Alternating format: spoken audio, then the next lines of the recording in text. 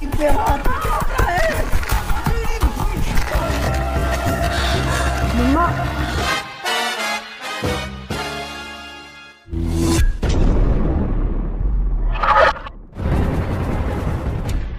Galapers, welcome back to my channel Trending Gelo Revive. Kali ini kita akan merangkum alur film India berbahasa Hindi dengan judul Jaane Jaan. Film yang dirilis tahun 2023 ini disutradarai oleh Sujoy Ghosh dan dibintangi oleh Kareena Kapoor, Jaideep Ahlawat, dan Vijay Varma. Karakter di film ini adalah Maya, seorang single parent. Ia punya anak bernama Tara dan mantan suami yaitu Ajit. Selain itu ada Guru Naren yang tergila-gila kepada Maya. Dan yang terakhir, polisi Karan beserta asistennya Sundar. Jaane Jaan, yang artinya datanglah padaku sayang, bercerita tentang misteri pembunuhan seorang polisi yang bernama Ajit. Pelaku pembunuhan bernama Maya berusaha melindungi diri dan juga putrinya. Maya pada akhirnya dibantu oleh seorang guru cerdas untuk menyembunyikan kasus tersebut. Bagaimanakah cara guru cerdas ini menyelamatkan Maya dari incaran polisi? Penasaran? Nah Gelovers, makanya simak rangkuman alur film ini tanpa skip biar ketemu magisnya film ini. Dan jangan lupa subscribe agar bisa mendapatkan updatean terbaru film keren India lainnya, spesial di channel Trending Gelo Revive. Oke Gelovers, tanpa banyak basa-basi, kita langsung ke TKP.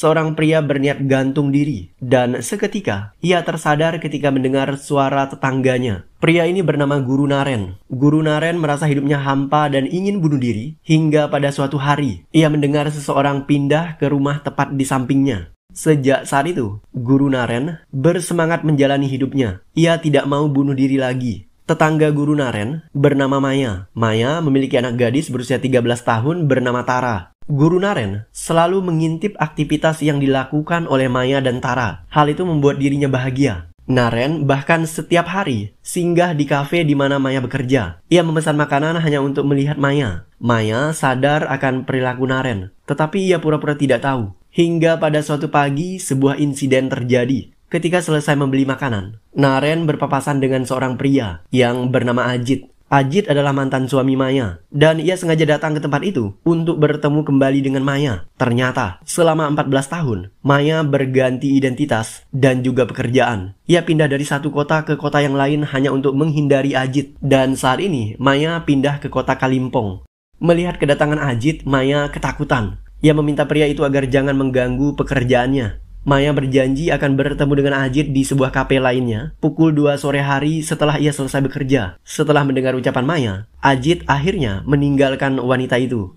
Maya memenuhi janjinya. Setelah selesai bekerja, ia mengajak Ajit bertemu di sebuah kafe yang sepi. Diketahui jika nama asli Maya adalah Sonia. Maya lari dari suaminya Ajit karena ia tidak tahan dengan sikap Ajit yang selalu melakukan KDRT terhadap dirinya. Ajit bahkan memaksa Maya menjadi penari striptis. Setelah bertahun-tahun mencari, Ajit akhirnya menemukan Maya. Dan kembali sikap serakah dan egois Ajit tetap tidak berubah. Kali ini, ia meminta Maya agar menjadikan anaknya Tara sebagai penari striptis. Maya tentu saja tidak mau. Ia segera pergi meninggalkan Ajit. कौन है? Sonia. Malam harinya, Ajit mendatangi rumah Maya. Maya tidak mau membukakan pintu, tetapi Ajit mengancam tidak akan pergi sebelum pintu dibukakan. Maya akhirnya mengalah. Ia membiarkan Ajit masuk ke dalam. Tidak lama berselang, Tara muncul dan Maya berteriak, "Jangan keluar, kembali ke kamarmu." Tara ketakutan. Ia segera menuruti perintah ibunya. Maya kemudian mengambil uang simpanannya yang tersisa. Setelah itu, ia memberikan semua uangnya kepada Ajit. "Ajit, ambillah ini dan segera pergi dari tempat ini. Dan tolong jangan ganggu keluargaku." Ajit mengambil uangnya dan setelah itu ia mengancam Maya dengan berkata, "Aku tidak akan pergi dari hidupmu sebelum menjadikan Tara sebagai seorang bintang, karena dia adalah putriku." Ajit ingin melakukan hal yang sama terhadap Maya dan Tara. Ia dulu pernah menjual Maya menjadi penari striptis, dan sekarang Ajit ingin menjual Tara. Ia melakukan semua itu hanya demi uang. Seketika, Tara muncul dan memukul Ajit sembari berkata, "Aku bukan putrimu." Tidak terima akan pukulan itu, Ajit berusaha menyerang Tara. Tetapi, Maya justru membela putrinya. Setelah itu, terjadi perkelahian di antara mereka. Maya mengikat leher Ajit menggunakan kabel pemanas air. Ia dibantu oleh putrinya Tara. Dan pada akhirnya, Ajit tewas di tangan Maya dan Tara.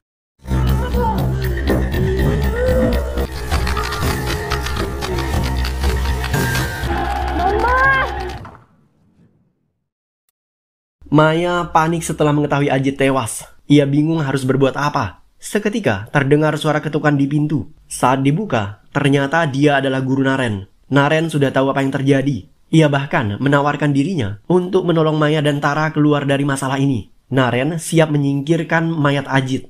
Maya berterima kasih kepada Guru Naren karena mau membantu dirinya. Malam itu, Naren membuang mayat Ajit, sementara Maya dan putrinya membersihkan TKP.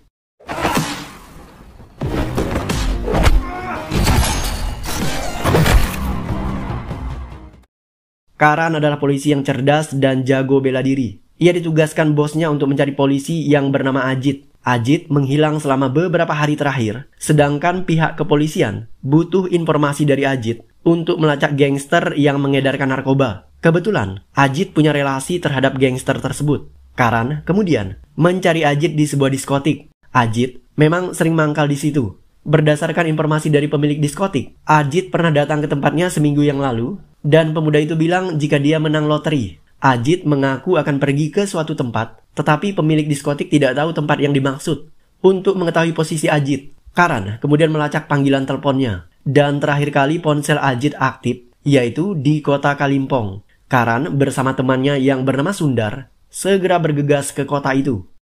Ketika pertama kali datang ke kota Kalimpong, Karan singgah di kafe Maya. Dan ia bertanya apakah Maya pernah melihat Ajit. Tentu saja Maya mengatakan tidak. Tidak lama kemudian, Pak Guru Naren juga datang ke kafe itu. Dan dia bertemu dengan Karan.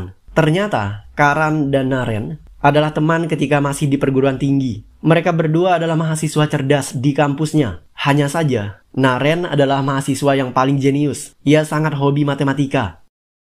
Karan memulai investigasinya. Ia mendatangi penginapan di kota kecil itu. Dan pada akhirnya Karan mengetahui jika Ajit menginap di sana. Setelah diperiksa, barang-barang Ajit masih ada di penginapan tersebut. Bahkan Ajit belum membayar sisa biaya penginapan.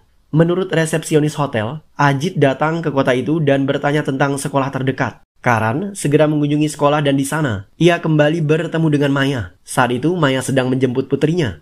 Insting detektif Karan mulai bekerja. Entah kenapa, intuisinya mencurigai Maya. Ia kemudian membuntuti wanita itu sampai ke rumahnya. Aksi Karan diketahui oleh Naren. Naren segera menelpon Maya menggunakan telepon umum supaya tidak bisa dilacak. Ia meminta Maya berhati-hati karena Karan adalah pria yang cerdas. Ia pasti sudah mencurigai Maya di balik hilangnya Ajit. Naren berpesan, apapun yang terjadi, Maya jangan pernah mengakui jika dirinya telah membunuh Ajit. Naren meyakinkan Maya jika mayat Ajit tidak akan pernah bisa ditemukan.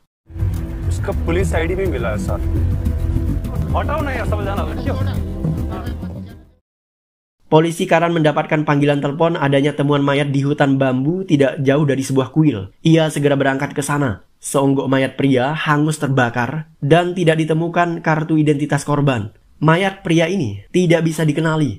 Tidak jauh dari mayat itu, terdapat pakaian korban yang dibakar. Dan bahkan di pakaian tersebut masih ada noda darah. Hal ini sangat mencurigakan, karena tubuh korban hangus terbakar, sementara pakaiannya justru terbakar sebagian. Nah, berdasarkan noda darah dari pakaian ini, polisi kemudian melakukan tes DNA. Untuk membandingkan darah yang ada pada pakaian tersebut, polisi kembali ke hotel. Ia mengambil sesuatu yang bisa membandingkan DNA dari darah pada pakaian tersebut dengan DNA Ajit. Karan mencari sesuatu dan ia pada akhirnya menemukan rambut Ajit pada sebuah sisir. Setelah diperiksa oleh dokter forensik, ternyata DNA darah pada pakaian yang dibakar sama dengan DNA rambut yang ada di dalam hotel. Dokter kemudian menyimpulkan jika mayat yang ada di hutan bambu adalah mayat Ajit karena DNA darah matching dengan DNA rambut. Dokter bahkan bisa memperkirakan tanggal dan waktu kematian. Ajit diperkirakan tewas sekitar tanggal 10, pukul 7 hingga 9 malam. Karan teringat akan ucapan pemilik diskotik, Ajit akan ke suatu tempat karena dia menang loteri. Karan jadi sadar jika loteri yang dimaksud Ajit adalah dia berhasil menemukan putrinya Tara, dan Ajit akan menjadikan Tara sebagai penari striptis. Hal ini akan menghasilkan banyak uang baginya. Karan kemudian bergegas ke rumah Maya. Ia berniat menyelidiki wanita itu. Mengetahui kehadiran Karan, Maya panik. Ia segera menelpon Naren. Tetapi Naren sedang sibuk latihan bela diri. Maya tidak punya pilihan. Ia terpaksa membukakan pintu untuk Karan. Karan kembali menunjukkan foto Ajit dan menanyakan hal yang sama. Apakah kau mengenal pria ini? Kali ini Maya mengatakan iya. Tapi kenapa sebelumnya kau mengatakan jika kau tidak mengenalnya? Maya bilang kepada Karan jika dia bertemu dengan Ajit beberapa hari yang lalu, dan ia mengatakan tidak mengenal Ajit karena Maya tidak ingin Karan ikut campur dalam urusan keluarganya. Setelah Maya mengatakan demikian, Karan membawa Maya ke kantor polisi untuk mengidentifikasi mayat Ajit karena mayat pria itu sudah ditemukan. Maya semakin ketakutan. Karena panik, ia mengganti pakaian dan lupa menutup pintu kamarnya. Di saat itulah, Karan melihat bodi Maya. Ia tergoda akan keseksian wanita itu.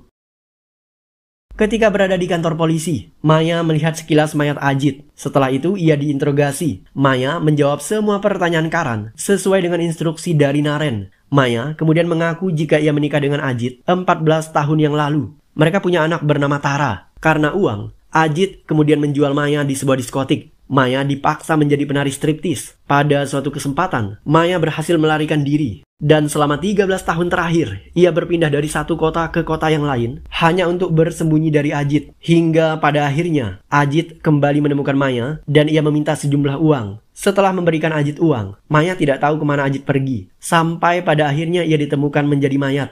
Karan kemudian bertanya apa yang dilakukan oleh Maya pada tanggal 10. Maya mengaku jika dia dan anaknya nonton bioskop dari pukul 6 hingga 8 malam. Setelah itu mereka lanjut makan malam. Ia bahkan menyebut detil nama bioskop dan film yang mereka tonton. Setelah nonton film, Maya mengajak anaknya ke tempat karaoke. Polisi Karan justru curiga kenapa Maya mengajak anaknya nonton bioskop dan karaoke hingga pukul 11 malam, padahal hari itu hari Selasa. Sementara esok pagi anaknya harus berangkat sekolah. Ketika Karan bertanya demikian, Maya hanya mengatakan jika ia tidak punya banyak waktu untuk membawa anaknya jalan-jalan. Ketika Karan dan Sundar keluar dari rumah Maya, mereka melihat Naren. Karan bertanya kepada Naren apakah Naren pernah melihat Ajit. Tetapi Naren juga mengatakan tidak. Dari percakapan mereka, Karan akhirnya tahu jika Naren adalah tetangga Maya. Karan bilang ke kawannya Sundar bahwa sewaktu di kampus, Naren adalah mahasiswa yang paling jenius. Ia sangat luar biasa di bidang matematika. Ketika sedang asik ngobrol, ada satu pertanyaan Karan yang membuat Naren khawatir. Apakah kau sering mengunjungi kafe di mana Maya bekerja? Naren terdiam sesaat dan ia segera mengatakan tidak. Aku hanya sesekali singgah di sana. Setelah itu, Karan bersiap pergi. Tetapi, sebelum meninggalkan Naren, Karan sempat bilang jika Maya adalah wanita yang seksi. Ucapan Karan seketika membuat wajah Naren berubah. Ia terlihat kesal dan cemburu. Naren masuk ke dalam rumahnya dan ia dicegat oleh Maya. Maya bilang jika mayat Ajit sudah ditemukan polisi. Maya ketakutan. Naren meminta Maya tetap tenang. Ia bahkan mengajarkan Maya agar bisa menjawab pertanyaan polisi. Cepat atau lambat, polisi pasti akan menginterogasi Tara. Setelah itu, Naren bertanya, Maya, apakah pemilik kafe itu tahu jika aku sering mengunjungi kafe di mana kau bekerja? Maya terdiam sesaat. Ia sadar benar jika pemilik dan para pekerja di kafe itu tahu kalau Naren selalu datang ke kafe itu untuk menemui Maya. Naren mulai khawatir, tetapi di sisi yang lain, ia merasa bahagia karena setidaknya Maya mengetahui jika Naren menyukai dirinya. Naren kemudian menjawab Maya dengan berkata, kau tidak perlu khawatir, aku akan mengurus semuanya. Maya merasa senang dan tenang. Ia kemudian memeluk pria itu dan mengucapkan terima kasih. Karan curiga kepada Maya. Ia mempunyai tiket bioskop tanggal 10. Hal ini sangat mencurigakan, karena tidak mungkin seseorang menyimpan tiket bioskop. Maya beralasan jika ia menyimpan tiket bioskopnya di saku pakaian. Dan ketika mencuci pakaiannya, ia justru menemukan tiket tersebut. Karan mulai berpikir kemungkinan Maya dengan sengaja menciptakan semua alibi agar dirinya tidak bisa ditangkap polisi. Jika demikian, Maya adalah pembunuh yang sangat profesional. Sundar membantah asumsi Karan. Seorang single parent seperti Maya tidak mungkin bisa berpikir sejauh itu. Tetapi, Karan begitu yakin jika Maya adalah pembunuh Ajit. Karan mulai berasumsi kemungkinan Maya mengajak putrinya menonton bioskop. Setelah itu, ia secara diam-diam keluar dari bioskop untuk bertemu Ajit di hutan bambu. Setelahnya, Maya membunuh Ajit dengan menghancurkan wajah dan juga giginya, sehingga mayat itu tidak bisa diidentifikasi. Maya menutup aksinya dengan membakar mayat Ajit. Karena terburu-buru harus kembali ke bioskop, Maya meninggalkan mayat yang terbakar itu. Ia tidak sadar jika pakaian Ajit tidak terbakar sempurna, sehingga ada noda darah yang tersisa di sana. Karan terus melanjutkan penyelidikannya. Kali ini ia mendatangi Tara di sekolah. Karan mulai menginterogasi gadis itu. Ketika ditanya, Tara bisa menjawab semua pertanyaannya dengan begitu santai dan natural. Tara bilang jika pada hari Selasa, tanggal 10, ia dan ibunya nonton bioskop dengan judul film Pet 2. Tara bahkan tahu semua cerita filmnya. Ia menceritakan kisah film itu kepada temannya yang bernama Maria. Untuk mengecek kebenaran ucapan Tara, Karan bertanya kepada Maria, dan ternyata benar. Tara tahu persis jalan cerita film yang ia tonton. Hanya saja, Maria merasa jika Tara agak sedikit aneh. Ia nonton film Pets 2, tetapi Tara tidak pernah nonton sequel sebelumnya, yaitu Pets 1. Hal inilah yang membuat Karan semakin curiga terhadap Tara dan ibunya. Meskipun demikian, ia tidak bisa menciduk mereka, karena Karan tidak punya bukti yang kuat. Karan terus mendalami kasusnya. Kali ini ia mencoba menggali informasi dari teman lamanya, yaitu Naren. Karan bertemu dengan Naren di rumahnya, dan ia pura-pura minta secangkir kopi. Ketika masuk ke dalam rumah Naren, tampak jika pria itu kutu buku. Di mana-mana ada buku berserakan. Bahkan ada papan tulis dengan coretan rumus matematika. Naren juga bermain catur sendirian. Selain kutu buku, Naren sangat suka bela diri. Ia mendalami taekwondo. Naren cukup cerdik. Ia menutupi lubang untuk mengintip ke arah rumah Maya menggunakan poster Bruce Lee. Ketika sedang ngopi, Karan untuk yang kedua kalinya mengatakan jika tetangga Naren sangat seksi, tetapi sayang wanita itu adalah tersangka utama pembunuhan terhadap Ajit. Naren justru membela Maya. Ia mengatakan bahwa tidak mungkin wanita seperti Maya membunuh polisi seperti Ajit. Maya adalah wanita yang lembut dan penyayang. Dokter forensik menemukan fakta menarik tentang mayat Ajit. Selain giginya yang dihancurkan, pada mayat korban juga ditemukan bekas luka di bagian leher. Goresan luka itu menyerupai jeratan tali, dan dokter memprediksi jika tali yang dimaksud adalah kabel listrik pemanas air. Temuan dokter forensik ini menyadarkan Karan jika pembunuhan terhadap Ajit tidak terjadi di hutan bambu. Kemungkinan pembunuhannya terjadi di sebuah rumah, dan setelah itu mayatnya dipindahkan di sana kemudian dibakar di hutan bambu. Karan memang cerdik. Ia terus menguntit Maya. Karan bahkan memaksa Maya agar makan siang bersamanya. Kesal dengan sikap Karan yang keras kepala, Maya kemudian memesankan makanan yang sangat pedas untuk Karan. Pada akhirnya, Karan sakit perut dan ia terpaksa ke toilet beberapa kali. Keesokan harinya, Karan kembali menemui Maya. Kali ini, ia mengajaknya ke tempat karaoke. Maya sebenarnya tidak mau. Tetapi, ia ingin mengambil hati Karan, supaya pria ini tidak lagi mencurigai dirinya. Maya pura-pura bersikap baik kepada Karan, dan ia siap menemani pemuda itu ke tempat karaoke di kota Kalimpong. Ketika Karan berangkat bersama Maya, Naren melihat mereka. Ia begitu sedih dan kecewa terhadap sikap Maya. Sementara itu, di tempat karaoke, Maya menari dan bernyanyi bersama Karan.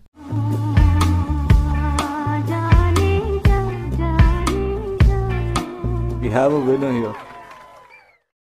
Setelah selesai mengantar Maya pulang ke rumahnya, Karan kembali ke tempat karaoke. Ia menunjukkan video ketika Maya menyanyi bersama dirinya. Karan bertanya kepada penjaga tempat karaoke tersebut, apakah Maya pernah datang ke tempat itu? Penjaga tempat karaoke mengatakan jika Maya memang pernah ke sana, karena ia ingat jika wanita itu pernah bernyanyi di atas panggung. Keterangan dari penjaga tempat karaoke membuat Karan semakin kesulitan untuk mengungkap kasus pembunuhan terhadap Ajit. Ketika Maya tiba di rumah, anaknya Tara bilang jika polisi yang bernama Sundar datang ke rumah mereka dan mengambil kabel pemanas air di dapur. Maya mulai panik karena kabel tersebut adalah senjata pembunuhan. Tidak lama kemudian, Naren menelpon Maya. Naren memberitahu Maya bahwa polisi sudah menemukan senjata pembunuhannya dan Maya harus ekstra hati-hati. Setelah berkata demikian, Naren bertanya kenapa Maya mau diajak oleh Karan pergi ke tempat karaoke. Maya menjelaskan jika ia melakukan semua itu agar bisa mengambil hati Karan sehingga pemuda itu tidak lagi mencurigai dirinya. Naren kesal dan ia segera menutup teleponnya. Naren sebenarnya membuntuti Maya ketika ia berada di tempat karaoke. Di sana, Naren tahu jika Maya menari dan bernyanyi bersama dengan Karan. Polisi melakukan pemeriksaan terhadap kabel pemanas air milik Maya dan ternyata kabel itu bukan senjata pembunuhan karena Naren sudah menukar kabelnya. Karan yakin jika Maya adalah pembunuh Ajit. Tetapi, semua barang bukti menunjukkan jika Maya punya alibi yang sempurna. Karan yakin ada tersangka lain yang tidak diketahui, dan tersangka inilah yang membantu Maya membunuh Ajit. Karan menyebut tersangka ini dengan sebutan tersangka X. Hanya saja, Karan tidak tahu siapa tersangka itu dan apa hubungannya dengan Maya. Karan kemudian mengatakan kepada kepala polisi setempat bahwa ia ingin menutup kasus itu dan kembali ke kota Mumbai. Keesokan harinya, Karan mengunjungi kafe di mana Maya bekerja. Ia ingin pamitan kepada wanita itu. Sebelum Karan benar-benar pergi, seorang pelayan wanita bernama Prema mulai ngobrol dengan Karan. Prema bilang jika Maya tidak punya pacar, dia hanya punya satu orang penggemar yaitu Pak Guru Naren. Setiap hari, Guru Naren akan datang ke kafe itu dan memesan makanan hanya untuk bertemu dengan Maya. Ucapan Prema inilah yang membuat Karan sadar jika tersangka X itu adalah Naren. Sebelumnya Naren pernah berbohong dengan mengatakan jika ia jarang datang ke kafe itu. Karan kemudian datang ke sekolah Naren. Ia meminta data absensi guru dan ternyata pada tanggal 10 hari Selasa, Naren tidak masuk sekolah. Malam harinya Karan menemui Naren di tempat latihan bela dirinya. Mereka kemudian pulang jalan kaki berdua. Di dalam perjalanan, Karan sengaja menyinggung Naren. Karan menjelaskan jika Maya adalah pembunuh Ajit. Ia dibantu oleh seseorang dalam melakukan aksi pembunuhan tersebut. Dan orang yang membantunya adalah Naren karena Naren mencintai Maya. Ucapan Karan membuat Naren terdiam. Tetapi setelah itu, Naren membantahnya dengan berkata, "Karan, kau tidak bisa berspekulasi tanpa bukti." Setelah berkata demikian, Naren meninggalkan Karan. Naren masuk ke rumah dan ia bertemu dengan Maya. Naren sadar jika polisi Karan sudah mencurigai dirinya. Dan ia tahu jika kasus itu akan terbongkar. Tetapi, Naren sudah menyiapkan strategi selanjutnya. Naren meminta Maya berjanji tentang satu hal. Apapun yang terjadi, Maya dan Tara tidak boleh mengatakan jika mereka telah membunuh Ajit. Naren menegaskan bahwa tidak boleh ada pengakuan. Karena pengakuan adalah barang bukti terkuat untuk menjerat pelaku kejahatan. Maya hanya terdiam. Ia masuk ke dalam rumahnya. Begitu pula Naren. Naren bahkan menangis meratapi nasibnya karena dia akan berkorban untuk Maya dan Tara. Keesokan harinya, sebelum berangkat kerja, Naren menitipkan beberapa lembar surat kepada Maya. Naren dipanggil ke kantor polisi untuk diinterogasi. Naren mengaku jika dirinya membunuh Ajit sesuai perintah dari Maya. Naren dan Maya punya hubungan gelap dan tidak seorang pun yang tahu akan hubungan mereka. Naren adalah bodyguard Maya. Itu sebabnya Naren membunuh Ajit yang datang karena Ajit mengganggu Maya. Naren memberikan kesaksian palsu. Suatu malam, ia melihat Ajit menguntit Maya ke hutan bambu. Naren kemudian membunuh Ajit menggunakan kabel pemanas air. Naren mencekik leher Ajit hingga tewas. Untuk menghilangkan identitas Ajit, Naren merusak gigi dan wajah korban. Bahkan ia membakar jarinya. Setelah itu, Naren menutup aksinya dengan membakar pakaian Ajit. Tetapi, ketika pakaian itu terbakar, apinya terlalu besar yang membuat Naren terpaksa memadamkannya. Ia takut jika api itu akan menarik perhatian orang-orang. Itu sebabnya pakaian korban tidak habis terbakar sempurna dan bahkan masih ada noda darah. Menurut Naren, Maya memerintahkan dirinya membunuh Ajit melalui dinding rumah mereka secara diam-diam. Karena pada dinding rumah tersebut terdapat lubang yang bisa dibuka, sehingga Maya bisa berkomunikasi dengan Ajit tanpa ketahuan anaknya Tara. Polisi Karan memeriksa dinding yang dimaksud oleh Naren dan ternyata benar. Dinding papan tersebut sangat rapuh dan siapapun bisa berkomunikasi melalui celahnya. Polisi bahkan menemukan alat pemanas air yang ada di balik dinding tersebut. Dan kabel pemanas air inilah yang digunakan sebagai senjata pembunuhan. Awalnya, Naren begitu mempercayai Maya, tetapi setelah Naren tahu jika Maya selingkuh dengan Karan, Naren mulai membenci Maya. Itu sebabnya Naren menceritakan semua ini kepada polisi Karan. Ia sakit hati kepada Maya. Maya membantah semua tuduhan Naren terhadap dirinya. Ia mengaku tidak pernah berkomunikasi dengan Naren, apalagi memerintahkan Naren untuk membunuh suaminya Ajit. Maya bahkan mendapatkan beberapa surat cinta yang ditulis oleh Naren kepada dirinya. Maya berasumsi jika Naren terobsesi kepada dirinya, sehingga ia menciptakan konspirasi seperti itu. Polisi menemukan fakta bahwa kronologis pembunuhan yang disampaikan oleh Naren sama persis dengan hasil autopsi terhadap mayat korban. Menurut dokter, hanya pembunuh yang sesungguhnya yang bisa menjelaskan detail peristiwa pembunuhan sesuai dengan hasil autopsi. Karena itulah, polisi kemudian membebaskan Maya dan menetapkan Naren sebagai pembunuh. Walaupun hati kecil Karan masih menyisakan sedikit keraguan. Yang mencurigakan adalah pembunuh bisa membakar tubuh korban hingga hancur, sementara pakaiannya hanya terbakar sebagian, dan bahkan di sana ada noda darah. Jika pembunuh ingin menutupi identitas korban, kenapa ia justru menyisakan pakaian korban dengan noda darahnya itu? Sebelum keluar dari kantor polisi, Maya meminta izin kepada Karan agar bertemu dengan Naren. Di sana, Naren menjelaskan kenapa ia melakukan semua ini. Naren jatuh cinta kepada Maya, dan kehadiran Maya membuat hidupnya menjadi lebih bersemangat. Karena cintanya itu, Naren siap berkorban demi Maya dan anaknya, demi kebahagiaan Maya. Naren yakin jika dirinya bakal betah tinggal di penjara, asalkan ia diberikan kesempatan untuk mengerjakan rumus matematika. Naren bahkan melarang Maya agar mengunjungi dirinya supaya tidak menimbulkan kecurigaan bagi polisi. Maya kemudian mengucapkan terima kasih kepada Naren. Setelah itu, Naren berpura-pura menjadi emosional dengan berteriak dan menyalahkan Maya. Wanita itu pembunuh! Wanita itu pembunuh!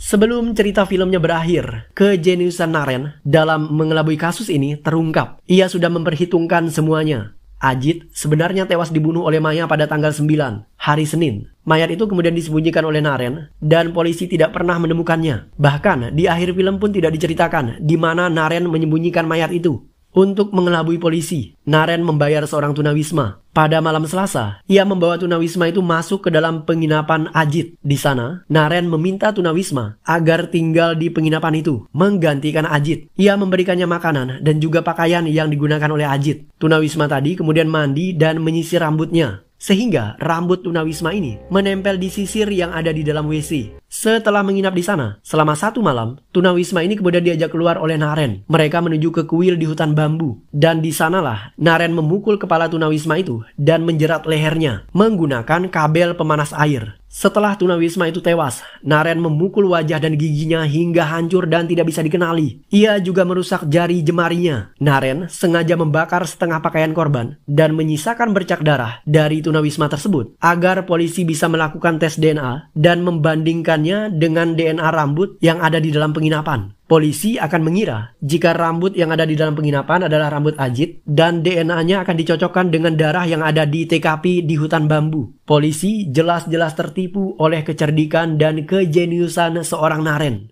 Naren ingin menutupi kasus pembunuhan Ajit menggunakan rumus persamaan matematika, yaitu P sama dengan N kali P. Jika rumus ini diterapkan di dalam kasus pembunuhan, itu artinya P adalah Ajit dan N kali P adalah mayat orang lain yang disamarkan mirip dengan Ajit. Naren akan memalsukan mayat korban pertama dengan mayat korban kedua. N menjadi nilai koefisien yang akan menjadi faktor pengali yang membuat P1 menjadi mirip dengan P2. Jadi, Naren harus mencari korban lain untuk menggantikan Ajit. Korban itu harus punya tinggi badan dan juga postur tubuh yang mirip.